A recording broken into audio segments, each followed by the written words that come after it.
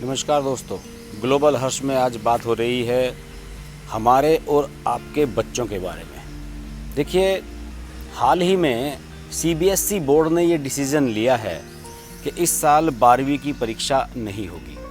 पहली बार ऐसा हो रहा है कि 12वीं की परीक्षा नहीं हो रही है और बच्चों को बिना एग्ज़ाम दिए ही पास करने का प्रावधान केंद्र सरकार सीबीएसई बोर्ड करने जा रहे हैं। और ये जो फैसला हुआ है, इस फैसले को लेकर लोगों में मतभिन्नता है।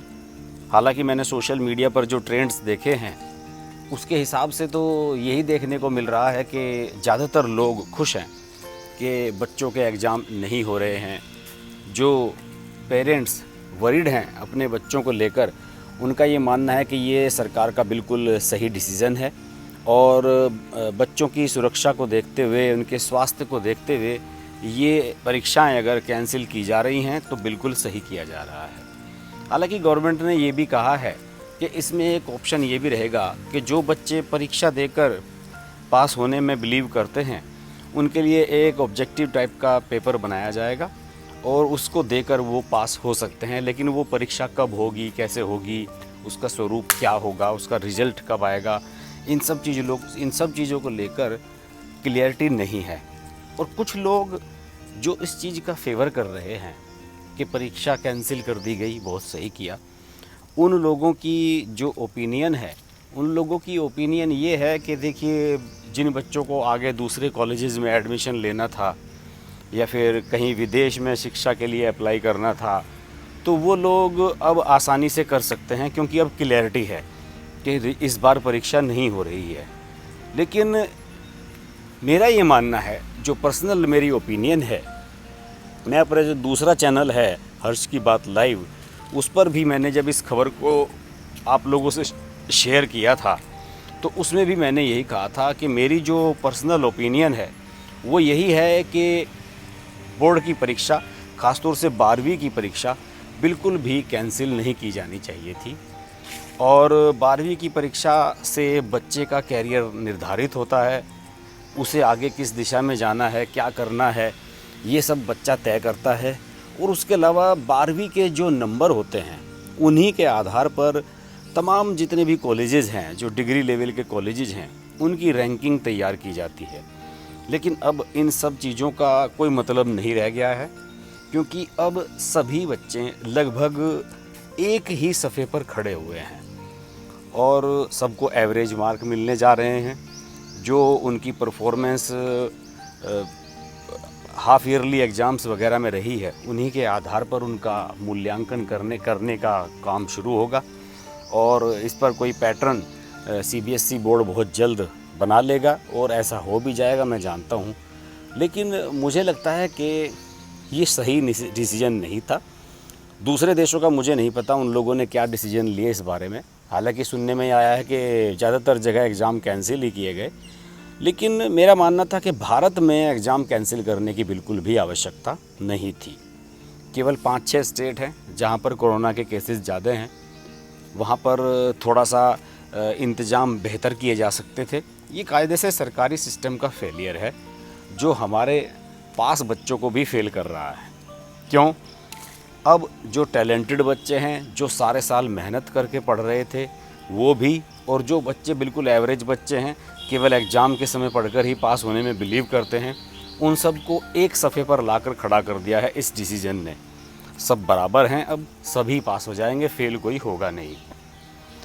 दूसरी ओर सारा का सारा जो इंतज़ामात हैं वो सरकार को करने थे परीक्षाओं के लिए। और आप खुद बताइए, मैं पहले भी इस बात को कई बार कहता रहा हूँ, आप खुद बताइए कि एक कॉलेज में, एक स्कूल में, अगर मैं सीबीएसई बोर्ड के ही स्कूल की बात करूँ, अगर किसी में 200 बच्चे 12वीं क्लास के हैं और उनका एग्ज़ाम दिलवाना है तो कितना मुश्किल काम होता है, आप बताइए। सारे में अगर 12वीं तक का स्कूल है तो कम से कम कितने क्लासरूम होंगे वहाँ पर?